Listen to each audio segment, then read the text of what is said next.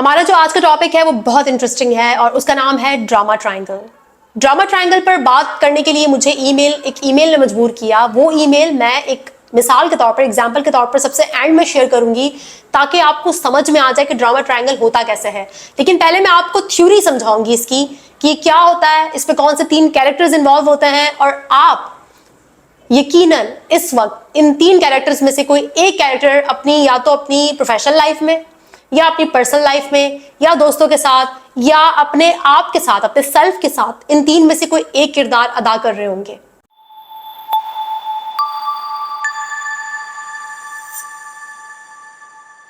देखिए, हम सब इंसान ना बहुत गहराई में मोहब्बत, प्यार किए जाना, हमारी ज़रूरियात का पूरा किए जाना, नशोनुमा ग्रोथ, हम सब ये चाहते हैं। लेकिन जब हमारे घरों में ना बहुत सारा ड्रामा हो या फिर नार्सिसिज्म हो या फिर ट्रॉमा हो तो फिर ना हमारी ये ज़रूरियात पूरी नहीं हो पाती, बहुत सारी ज़रूरियात अधूरी रह जाती हैं। और जिन घरों में बहुत ज़्यादा ड्रामा होता है वहाँ पर हर एक इंसान को ना एक पर्टिकुलर कैरेक्टर दे दिया जाता है और वो इंसान लाशऊरी तौर पर जब वो बालिग होता है तो हर जगह, हर मामले को उसी एक कैरेक्टर की नजर से देखता है। तो फिर वो इंसान करता क्या है कि वो अपनी जिंदगी में आने वाले हर मसले को, हर प्रॉब्लम को, हर इंसान को, हर सिचुएशन को उसी एक कैरेक्टर की नजर से देखने लगता है जो उसके घर वालों ने उसको सिखाया होता है या फिर जो कैरेक्टर उसको घर में मिला होता है। अब चूंकि जिंदगी बहुत ज्यादा कॉम्प्लिकेटेड है, कॉम्प्लेक्स है और यहाँ पर हर किस्म के हालात आते हैं और आपको सिचुएशन के मुताबिक फैसला लेना होता है, लेकिन आप नहीं ले पाते क्योंकि लाशऊरी तौर पर आप एक ही कैरेक्टर के गिर्द घूमते हैं और आप अपने हर मसले को उसी कैरेक्टर के लेंस से देखते हैं। इससे होता यह है कि आप अपनी जिंदगी में ड्रामा क्रिएट करते हैं, ड्रामा जीते हैं, ड्रामे में ही सांस ले रहे होते हैं और आप उस ड्रामे से बाहर निकलने के बारे में कभी सोच नहीं पाते। आपको समझ में नहीं आता कि आपकी सारी एनर्जी क्यों जाया हो रही है और कहाँ जाया हो रही है, कोई रिजल्ट भी नहीं आ रहा, लेकिन आप उस ट्रायंगल में फंसे हुए हैं। तो पहले हम देखते हैं कि ये ट्रायंगल है क्या और इसके कैरेक्टर्स क्या होते हैं, क्या उनकी निशानियां हैं, और फिर उसके बाद हम उस ईमेल को पढ़ेंगे। ड्रामा ट्रायंगल की जो थ्योरी है ये दी थी स्टीफन कॉर्पमैन ने और उन्होंने बयान किया था इस ट्रायंगल में 3 रोल्स के जरिए जो कि डिसफंक्शनल रोल्स हैं, गैर फाल किरदार जो हम नफ्सियाती तौर पर अदा करते हैं और किस तरह से ये हमारे रिश्तों को, हमारी प्रोफेशनल लाइफ को और हमारे अपने आप को, हमारी अपनी जो सेल्फ इमेज है उसको किस तरह से ये नुकसान पहुंचाते हैं। पहला कैरेक्टर है परसिक्यूटर का, यानी कि जो एजा रसायन जिसकी वजह से मसाइल जन्म ले रहे हैं, जो हुक्म चलाता है, काफी हाकमाना मिजाज रखता है, बुली करता है, दूसरों पर तनकीद करता है, मसाइल को जन्म देता है और उसे कोई परवाह नहीं इस बात की, उसे पूरी दुनिया में ऐब नजर आते हैं सिवाय अपने आप के, और वो दूसरों को बुली करता है, दूसरों को परेशान करता है और उन्हें बात बात पर क्रिटिसाइज करता है। ना वो खुद मसाइल का हल निकालना जानता है और ना ही दूसरों को मसाइल का हल निकालने देता है। विक्टिम, जी हाँ, मजलूम, ये वाला जो रोल है ना आपका, ये आपको जिम्मेदारी लेने से रोकता है। आप ऐसा महसूस करते हैं कि सिचुएशंस आपके कंट्रोल से बाहर हैं, आप हेल्पलेस महसूस करते हैं, आप हमेशा दूसरों के ऊपर डिपेंडेंट होते हैं, आप हमेशा उनके सामने अपना रोना धोना करते हैं और आप उनसे उम्मीद रखते हैं कि वो आपको सिचुएशन से बाहर निकालेंगे, लेकिन खुद आपने कोई जिम्मेदारी नहीं लेनी होती अपने एक्शंस की या जो आपके साथ हो रहा है उसकी। और ये जो किरदार है ये बहुत मुमकिन है कि बचपन में घर में आप विक्टिम की सिचुएशन में पाए जाते हो हमेशा और आपने नफ्सियाती तौर पर साइकोलॉजिकली उस किरदार को अडॉप्ट कर लिया, अपनी आइडेंटिटी बना लिया है। बचाने वाला, रेस्क्यूअर, जी हाँ, ये वो नफ्सियात है जिसमें कोई भी इंसान ये समझता है कि जहां पर भी मसले मसाइल होंगे उसको रेस्क्यू करना है, मजलूम को, विक्टिम को। अगर उसे परसिक्यूटर तकलीफ पहुंचा रहा है तो ये उसका काम है कि वो विक्टिम को बचाए। लेकिन ये बचाना इसलिए नहीं होता कि वो विक्टिम की भलाई चाहता है, बल्कि ये बचाना इसलिए होता है कि जो रेस्क्यूअर है वो अपने बारे में अच्छा तब महसूस करता है जब वो दूसरों को बचाता है। ये कोई जेन्युइन बचाना नहीं है, ये बचाना सिर्फ अपने आप को अच्छा महसूस कराना है। और यही वजह है, ये डिसफंक्शनल रोल इसलिए है क्योंकि कभी कभार जो रेस्क्यूअर है ना वो किसी को बचाने के लिए अपनी जरूरियात को भी इग्नोर कर लेता है या जो उसकी जिम्मेदारियां हैं वो भूल जाता है, बल्कि वो अपनी सारी एनर्जी सिर्फ विक्टिम को बचाने में लगाता है, जिसका रेस्क्यूअर की पूरी जिंदगी पर बहुत बुरा असर पड़ सकता है। अब ये तीनों किरदार जो है ना ये आपकी साइकोलॉजी में स्पेक्ट्रम पर होते हैं, यानी कि हाई भी हो सकते हैं, मीडियम भी हो सकते हैं और नॉर्मल भी हो सकते हैं। कुछ लोग ऐसे होते हैं जो इन किरदारों में स्विच करते रहते हैं, लेकिन ज्यादातर लोग ना बहुत रिजिड पर्सनालिटी रखते हैं और वो किसी एक किरदार को अपनी आइडेंटिटी बना लेते हैं और पूरी दुनिया को और अपने हर मसले को, हर इंसान को सिर्फ उसी एक किरदार का जो लेंस है ना उसके जरिए देखते हैं पूरी दुनिया को।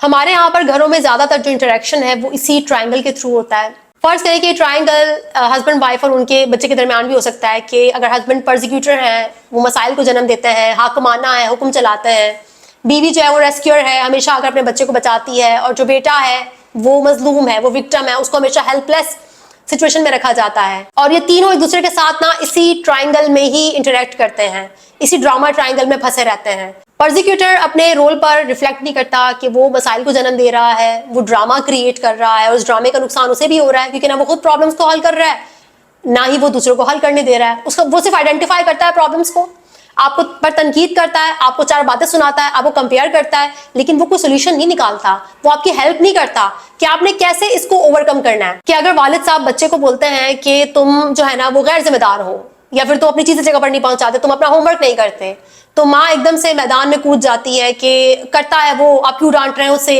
ऐसा मत करें। बच्चा अपने आप को उस टाइम पर ना मजलूम फील करता है, उसको लगता है कि अब्बा मेरे खिलाफ है, मुझे डांट रहे हैं, अम्मा मेरी रेस्क्यूअर है और मैं विक्टिम हूं, मजलूम हूं। अब्बा बात ठीक कर रहे हैं, लेकिन अगर वो बच्चे को सिर्फ डांटने की बजाय, कि अगर वो मवाजना करने की बजाय, उस पर तनकीद करने की बजाय, उस पर हार्श होने की बजाय ऐसा एनवायरनमेंट क्रिएट करें, या फिर उसको समझाएं या उसकी हेल्प करें कि वो उसका जो वो गैर जिम्मेदाराना रवैया है वो उसे कैसे ओवरकम कर सकता है, तो ज्यादा बेहतर होगा बनिस्बत बच्चे को तनकीद करने के। क्योंकि वो तनकीद उसे हेल्पलेस बना रही है, वो विक्टिम बन रहा है, और विक्टिम इसलिए बन रहा है कि उसकी अम्मा भी इस बात को आइडेंटिफाई करने की बजाय कि मुझे अपने बच्चे की कैसे हेल्प करनी चाहिए, या फिर मुझे और मेरे शौहर को सेम पेज पर होकर एक दूसरे से कम्युनिकेट करके अपने बच्चे को समझाना, या उसके लिए ऐसी आसानियां पैदा करना, या फिर ऐसे सोल्यूशन प्रोवाइड करना कि बच्चा उसमें जिम्मेदार हो सके, वो करने की बजाय तीनों लड़ रहे होते हैं आपस में। शौहर बच्चे को डांटता है, बच्चा मजलूम हो गया है, बीवी बीच में आके अपने बेटे को बचा रही होती है, और ये ड्रामा चल रहा होता है, लेकिन इस ड्रामे का कोई हल नहीं निकलता। बच्चा कभी भी जिम्मेदार होना नहीं सीखता। क्यों? क्योंकि यहाँ पर तनकीद हो रही है, बचाया जा रहा है और मजलूम हुआ जा रहा है, लेकिन कोई सोल्यूशन प्रोवाइड नहीं कर रहा, और ये ड्रामा चलता जा रहा है, और ये हमेशा चलता रहता है हमारे घरों में। कोई एक बंदा हमेशा डांटता है, कोई एक जो है वो हमेशा लापरवाह कहलाया जाता है, और कोई एक आकर उसको हमेशा बचाता है। अब इसका हल क्या है? इसका हल ये है कि आपने सबसे पहले आइडेंटिफाई करना है, पहचानना है कि आप इस ट्रायंगल में कौन सा कैरेक्टर निभा रहे हैं, और फिर आपने बहुत ही आराम से कॉन्शियसली, शऊरी तौर पर समझते हुए विथड्रॉ करना है। वो जो कैरेक्टर आप निभा रहे हैं, वो जो ड्रामा ट्रायंगल में आप फंसे हुए हैं, आपने बहुत ही खामोशी से वहां से बाहर निकलना है। अगर इस ट्रायंगल में आप हस्बैंड हैं या वाइफ हैं, आपने आइडेंटिफाई कर लिया है कि मैं प्रोसिक्यूटर हूँ, या मैं रेस्क्यूअर हूँ, या मैं विक्टिम हूँ, और मुझे अभी कम्युनिकेट करके अपने हस्बैंड के साथ कम्युनिकेट करना है कि भाई हमने अपने बच्चे को, जिसको हमने विक्टिम बनाया हुआ है, उसको एम्पावर करना है। हमने लड़ना नहीं है, हमने ड्रामा नहीं क्रिएट करना, बल्कि हमने सोल्यूशन लेकर आना है। हमने ऐसी सिचुएशन बनानी कि जहां पर हमारा बच्चा एम्पावर हो, डिसिप्लिन हो, ना कि आप उसको इल्जाम दें और मैं उसे बचाने आऊं और ये ड्रामा सारी जिंदगी चलता रहे। लेकिन कभी कभार ऐसा होता है ना कि आप एक ऐसे ड्रामा ट्रायंगल में होते हैं कि जहां पर कम्युनिकेशन नहीं हो सकती, जहां पर विथड्रॉ करना, यानी कि खामोशी से आइडेंटिफाई करने के बाद कि हाँ मैं ड्रामा ट्रायंगल में फंसा हुआ हूँ, मैं अब यहाँ से बहुत खामोशी से जा रहा हूँ, विथड्रॉ कर रहा हूँ। मिसाल के तौर पर आप ऑफिस में हैं और आप अपने दो कोलीग्स के दरमियान फंस गए हैं ड्रामा ट्रायंगल में, आप तीनों का एक ट्रायंगल बन चुका है, और आपने आइडेंटिफाई कर लिया है कि भाई मैं फंस गया हूँ यहाँ पर, ये दोनों कभी नहीं सुधरेंगे और ना ही हमारी कम्युनिकेशन पॉसिबल है। तो आपने बहुत ही प्यार से, बहुत ही आराम से वहां से विथड्रॉ कर देना है, चले जाना है आपने, ताकि आपकी एनर्जी बच सके, और फिर वो दोनों जो करते हैं करते रहे, वो आपका इशू नहीं, वो आपका मसला नहीं है। अभी मैं आपको वो ईमेल पढ़ के बताऊंगी, और उस ईमेल में आपको 3 कैरेक्टर्स का नाम सुनने को मिलेगा। एक है परी, एक है लाडला, और एक है साथी। ये नाम मैंने नहीं दिए, ये नाम ईमेल लिखने वाले नहीं दिए हैं। ये स्टोरी है रिलेशनशिप की, ये ट्रायंगल एक रिलेशनशिप में है और रोमांटिक रिलेशनशिप में, और हम इस स्टोरी के जरिए मैं आपको बताऊंगी कि कौन प्रोसिक्यूटर है, कौन विक्टिम है और कौन रेस्क्यूअर है। ईमेल पढ़ते हैं और ईमेल के जरिए समझते हैं कि जो ड्रामा ट्रायंगल है ना, इसके अंदर ये सारा ड्रामा आखिर है क्या। अस्सलाम वालेकुम मैम, मेरे पास एक टिपिकल एडिक्शन केस है। फीमेल, लेट्स कॉल हर परी, और लड़का, उसे आप लाडला बोलें। दोनों मेडिकल कॉलेज में एक क्लास में पढ़ते हैं। फर्स्ट ईयर के स्टार्ट में इन दोनों की रिलेशनशिप स्टार्ट हुआ। वही टिपिकल 24 घंटे साथ उठना बैठना, कॉन्स्टेंट टेक्सटिंग, कॉल्स एक्सेट्रा। कहानी में ट्विस्ट आया जब परी को सेकेंड ईयर में पता चला कि लाडला इंगेज्ड है। परी अपना पूरा जोर लगा देती है, लेकिन लाडला एंगेजमेंट तोड़ने पर राजी नहीं होता। परी ने वालिद से जिद की कि उसने हर हाल में लाडले से शादी करनी है, लेकिन वालिद ने बहुत ही सख्ती से इनकार कर दिया और कहा कि आइंदा अगर उसका नाम लिया तो अच्छा नहीं होगा। सेकेंड ईयर एंड हुआ और लाडले की शादी हो गई। परी बहुत ज्यादा डिप्रेशन में चली गई, हर वक्त अकेले रोना धोना और मूड ऑफ रहना। थर्ड ईयर जब स्टार्ट हुआ और परी और लाडला दोनों कॉलेज आए तो हमने देखा कि ब्रेकअप तो अभी भी नहीं हुआ, अभी भी वही सीन चल रहा है, हर वक्त साथ साथ घूमना फिरना। परी ने बहुत जोर लगाया कि लाडला उससे दूसरी बीवी बना ले, लेकिन लाडले ने साफ साफ इनकार कर दिया। थर्ड ईयर में परी को एक और दोस्त मिल गया जो परी को लाडले की एब्सेंस में सपोर्ट करता था, उसे कंपनी देता था और ये कहता कि सब ठीक हो जाएगा। परी उस दोस्त पर अपना सारा इमोशनल बैगेज उतारती, अपनी हर दुखी दास्तान उसे बताती। उस लड़के को हम साथी बोल सकते हैं। साथी ने बहुत समझाया परी को कि लाडले से सारे ताल्लुकात खत्म कर दे और अपने आप में बेहतरी लाने की कोशिश करे और सीधे रास्ते पर आ जाए। वो बहुत हद तक कामयाब भी हुआ। थर्ड ईयर में परी की आंखें खुल गई और उसने अपनी सारी गलतियां मान ली कि कैसे लाडले ने उसे यूज किया है। अब ये बात फोर्थ ईयर की है। जैसे ही क्लासेस स्टार्ट हुई और लाडला आ गया कॉलेज, एक दो दिन तो परी उसे दूर दूर घूम रही थी, कोई बात भी नहीं हुई लाडले से। लेकिन 2 दिन बाद वापस वही किस्से, वही उठना बैठना, साथ घूमना, टेक्सटिंग एक्सेट्रा। साथी ने जब पूछा परी से कि तुम वापस इन कामों में लग गई हो, तो परी ने जवाब दिया कि नहीं, मैं तो बस एज अ फ्रेंड घूम रही हूँ लाडले के साथ, मुझे अब उससे वो एक्सपेक्टेशंस नहीं जो पहले हुआ करती थी। इतनी डिटेल में लिखने का मकसद ये था कि साथी अब बहुत कंफ्यूज और मेंटली एग्जॉस्टेड है परी और लाडले के किस्सों की वजह से। परी लाडले से दूर भी नहीं हो रही और अपने सारे इमोशनल ट्रॉमा के किस्से उसे सुनाती है कि उसके साथ कितना बुरा हो रहा है वगैरह वगैरह। सब कुछ साथी पर अब भी डंप कर रही है। साथी ने बहुत बार कोशिश की, परी को साफ साफ बताया कि मुझसे आइंदा बात ना करे और परी को ब्लॉक कर दिया। लेकिन फिर कुछ दिन बाद परी वापस आ जाती है और इमोशनल ब्लैकमेल के थ्रू वापस सिंपैथी गेन करती है। साथी ने उसे साफ साफ फिर से बताया कि या तो लाडले से दूर रहो या फिर अपने किस्से आकर मुझ पर डंप ना करो। लेकिन ये सुनकर परी फिर से बातों को कहां से कहां ले जाती है और फिर से वही रोना धोना, वही से इमोशनल ब्लैकमेलिंग। काइंडली बता दे कि परी की आंखें कैसे खोल दें कि वो इस रिलेशनशिप से निकल जाए और बेहतरी की तरफ आ जाए। अगर रिलेशनशिप से नहीं निकल रही तो साथी परी को कैसे समझाए कि आइंदा से परी अपने इमोशनल बैगेज को लेकर उसके पास ना आए। साथ ही उसे कैसे साफ साफ ये बात बताए कि वो या तो अपने ट्रॉमा को खत्म करे या फिर साथी पर अपनी इमोशनल स्ट्रेस को डंप ना करे। अभी जो सीन है इसमें परी, साथी और लाडला, ये 3 कैरेक्टर्स हैं। इनके दरमियान एक बड़ा ही खतरनाक किस्म का ट्रायंगल है जिसमें जो लाडला है, जो लड़का जिसने झूठ बोला कि वो इंगेज्ड है और बाकायदा लड़की को धोखे में रखा रिलेशनशिप के, वो प्रोसिक्यूटर है, वो एजा रसा है, उसको कोई फर्क नहीं पड़ता और वो हमेशा प्रॉब्लम्स क्रिएट करता है। बहुत मुमकिन है कि वो नार्सिसिस्ट हो, अमूमन ऐसे लोग नार्सिसिस्ट होते हैं। फिर दूसरा यहाँ पर कैरेक्टर है हमारे पास परी का, जो कि विक्टिम है, मजलूम है, गलत हुआ उसके साथ बहुत ज्यादा और वो कहती है कि मैं हेल्पलेस हूँ, मुझे समझ नहीं आता कि मैं अपने आप को कैसे कंट्रोल करूँ और मैं उससे बहुत प्यार करती हूँ और मेरे साथ बहुत गलत हुआ है, मेरे साथ ऐसा नहीं होना चाहिए था।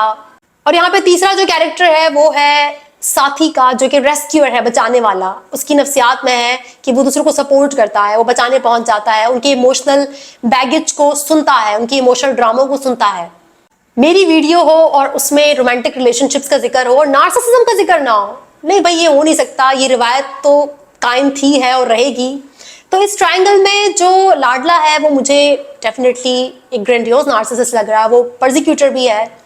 परी यहाँ पर बहुत मुमकिन है कि वल्नरेबल नार्सिसिस्ट है, क्योंकि अमूमन जो विक्टिम रोल प्ले करते हैं ना बहुत ज्यादा और अपने इमोशंस को दूसरों पर डंप करते हैं और उन्हें दूसरों के एहसासात का कोई ख्याल नहीं होता, उन्हें लगता है कि उनके साथ बहुत बुरा हुआ है, बहुत इंटाइटल्ड हैं और साथी या साथी जैसे लड़कों को हर हाल में परी की दुख भरी, फजूल और ट्रोमैटिक दास्तानें सुननी होंगी। तो ये बड़े इंटाइटल्ड किस्म के छुपे हुए वल्नरेबल कोवर्ट नार्सिसिस्ट होते हैं। तो मुझे यहाँ पर परी कोवर्ट नार्सिसिस्ट लग रही हैं क्योंकि वल्नरेबल नार्सिसिस्ट हैं और अमूमन इवन जो ये ट्रायंगल है ना, इसमें जो विक्टिम लोग होते हैं वो वल्नरेबल नार्सिसिस्ट होते हैं ज्यादातर, हमेशा नहीं ज्यादातर। हमेशा तो मैं किसी भी चीज के बारे में नहीं बोलती, लेकिन ज्यादातर ऐसा होता है। अब यहाँ पर ये ईमेल मुझे लिखी है साथी ने, यकीनन साथी नहीं लिखी होगी क्योंकि साथी यहाँ पर नार्सिसिस्ट नहीं है और वो आइडेंटिफाई कर सकता है कि कुछ बहुत गलत हो रहा है क्योंकि वो मेंटली एग्जॉस्ट हो गया है, वो परी को बचा बचा कर थक गया है। और ऐसा होता है कि ट्रायंगल में कोई एक जो थोड़ा सा होशियार बंदा होता है ना, समझदार, वो पहचान जाता है कि कुछ बहुत गलत हो रहा है। तो वाकई में यहाँ पर सबसे ज्यादा गलत अगर किसी के साथ हो रहा है तो वो साथी है, क्योंकि साथी अपनी सारी एनर्जी खो रहा है और उसे पता भी नहीं है कि उसका कितना नुकसान हुआ है और कितना नुकसान हो रहा है। देखिए साथी, ये 2 बेहतरीन किस्म के जो नार्सिसिस्ट है ना, ये आपस में मिल गए और इनको मिलने दें, इनको इनके ड्रामे करने दें। आप बहुत ही कॉन्शियसली इस ट्राइंगल से विड्रॉ करें, आप निकल आए। देखिए साथ ही आपकी जो नफ्सियात है ना, उसमें जो कैरेक्टर है रेस्क्यूअर का, बचाने वाले का, वो बहुत डोमिनेंट है और ये आपका काम नहीं है परी को बचाना। आप इस ट्राइंगल से विड्रॉ करें। वल्नरेबल नार्सिसिस्ट और वो जो दूसरे हैं वो बहुत मुमकिन है कि ग्रैंडियोज नार्सिसिस्ट हो। ये दो बड़ी बेहतरीन जोड़ी आपस में मिल गई है, इनको करने दें अपने ड्रामे। ठीक है, ये फुल ऑफ ड्रामा लोग होते हैं। आप अपना फ्यूचर खराब ना करें, आप अपनी एनर्जी नार्सिसिस्ट लोगों के साथ वेस्ट ना करें, और मुझे डर है कि कहीं आप ट्रॉमा बॉन्डेड ना हो जाएं, इसलिए इस ट्रायंगल से बाहर आ जाएं। मुझे बहुत खुशी है कि आपने अक्लमंदी का मुजाहरा किया और इस पैटर्न को आइडेंटिफाई किया। जी हाँ, पैटर्न को आइडेंटिफाई करना बहुत जरूरी होता है। सबसे पहला स्टेप इसको आइडेंटिफाई करना होता है, फिर तोड़ना कोई इतनी बड़ी बात नहीं है। उसको हर जगह से ब्लॉक कर दे, वो आए उसको साफ साफ बोले, उससे बात ही मत करें, उसकी सुने ही नहीं। वो वल्नरेबल नार्सिसिस्ट है, उसको आपको अपनी बातों में खींचना आता है। जो वल्नरेबल नार्सिसिस्ट है ना, उनकी मजलूमियत से कोई बच नहीं सकता। ये जो ग्रैंडियोज नार्सिसिस्ट होते हैं उनसे ज्यादा खतरनाक होते हैं, क्योंकि जो ग्रैंडियोज नार्सिसिस्ट हैं वो उनका तकब्बुर देखकर ना अक्सर लोग उन्हें नापसंद करते हैं बहुत। लेकिन ये जो वल्नरेबल नार्सिसिस्ट होता है ना, ये आजिज नहीं होते, मजलूम होते हैं, विक्टिम होते हैं। आजी नहीं बोलते इसको, जो वो आपके साथ कर रही है ना, ये आजी नहीं है, ये हम्बलनेस नहीं है, इसे कहते हैं विक्टिम हुड। और इसमें जो बंदा फंस जाए ना, तो वो फिर वहां से नहीं निकल पाता। तो आप निकले इस ट्राइंगल से, इसको तोड़े और अपनी जिंदगी में आगे बढ़े, क्योंकि आप रेस्क्यूअर हैं, आप बचाने वाले हैं, और ये एक बहुत ही खूबसूरत कैरेक्टर होता है। लेकिन अगर आप अपनी एनर्जी, अपनी मेंटल हेल्थ, उसको अगर आप दांव पर लगा रहे हैं सिर्फ और सिर्फ परी को बचाने के लिए, तो आप अपना नुकसान कर रहे हैं। और ये वो नफल है साथी के जिसका कोई सवाब नहीं है। इन नफलों का कोई सवाब नहीं है, इसलिए ये नफल आपने अदा नहीं करने। दोस्तों, अगर आप इस किस्म के किसी ट्रायंगल में फंसे हुए हैं तो अपनी एनर्जी ज़ाया मत करें। ड्रामा आपकी तवानाई निगल जाता है, ड्रामा आपकी सोच को निगल जाता है, मौक़ों को निगल जाता है, जो अपॉर्चुनिटीज़ आपकी लाइफ में आती है वो उनको निगल जाता है। ड्रामा बहुत एडिक्टिव होता है, खासकर जो बच्चे ट्रॉमा से गुजरते हैं, जो नार्सिसिस्ट होते हैं खासकर, उनको बहुत अट्रैक्ट करता है। उनकी ज़िंदगी में ड्रामा होता है ना, उनको हाई मिलता है, वो बहुत हाई रहते हैं ड्रामा जब उनके इर्द गिर्द होता है। तो कोशिश करें कि ऐसे जो ड्रामाई लोग होते हैं, जो बड़े ड्रामेटिक किस्म के होते हैं, उनसे दूर रहें, और ये आपकी एनर्जी खा जाएंगे, आपको खा जाएंगे, और आपकी पूरी लाइफ तबाह बर्बाद कर देंगे। आपको फिर जब होश आएगा तो आपके हाथ से काफ़ी कुछ निकल चुका होगा। और अगर आप उन लोगों में से हैं जो ड्रामा क्रिएट करते हैं, तो प्लीज़ अपने ऊपर गौर करें, क्योंकि आप अपना भी नुकसान कर रहे हैं और अपने साथ वालों का भी नुकसान कर रहे हैं। ड्रामा हरगिज़ हेल्दी नहीं होता, कभी भी सेहतमंद नहीं होता। ड्रामा नहीं होना चाहिए, कम्युनिकेशन होनी चाहिए। शऊरी तौर पर बैठकर सेल्फ रिफ्लेक्शन करते हुए, सिचुएशन पर रिफ्लेक्ट करते हुए, हकीकत को मद्देनजर रखते हुए मसाइल का हल निकालना आना चाहिए। और उसके लिए ज़रूरी है कि आप ड्रामा फ्री हों। आपकी सोच, आपकी आदतें, आपका मसाइल को हल करने का जो अंदाज है या जो रोल आप प्ले कर रहे हैं उस सिचुएशन में, वो ड्रामा फ्री होना चाहिए। मेरे ख्याल से आज के लिए इतना ड्रामा काफ़ी है। इंशाल्लाह नेक्स्ट वीडियो में मुलाकात होगी, तब तक के लिए अपना बहुत ख्याल रखिएगा। Thank you so much.